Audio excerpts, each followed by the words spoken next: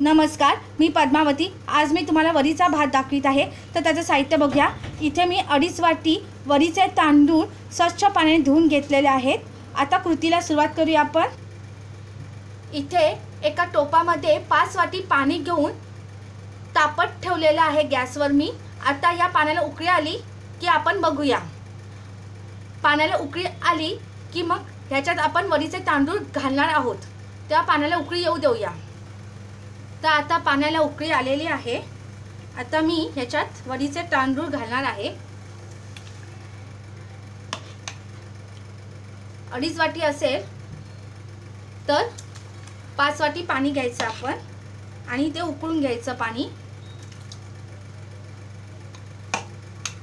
2.5 वाटी मी वरीचे तांदूळ घेतलेले आहे आणि 5 वाटी पाणी उकळून घेतले आहे। आता त्याच्यामध्ये आता वरीचे तांदूळ घालत आहे पाण्याला उकळी आल्यावर।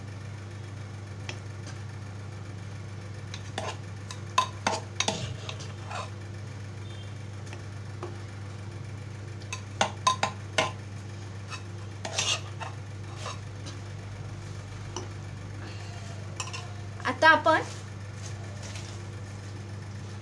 शिजेपर्यंत थांबूया। आता आपण 5 मिनिटांनी बघूया वरीचा भात शिजला काय तो। आता आपला वरीचा भात छान शिजलेला आहे। अजून छान शिजण्यासाठी मी ह्याच्यावर अशी प्लेट ठेवत आहे आणि आता आपण 5 मिनिटं थांबूया।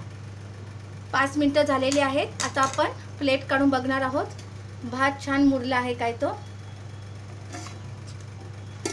हे बघा, भात छान मुरलेला आहे, भात छान झालेला आहे। आता आपण असं व्यवस्थित असं परतून घेऊया। एकदा भात परतून घेतलेला आहे। आता आपला भात झालेला आहे वरीचा। आता मी गॅस काढत आहे। तर अशा पद्धतीने वरीचा भात करतात। तर मी वरीचा भात केलेला आहे।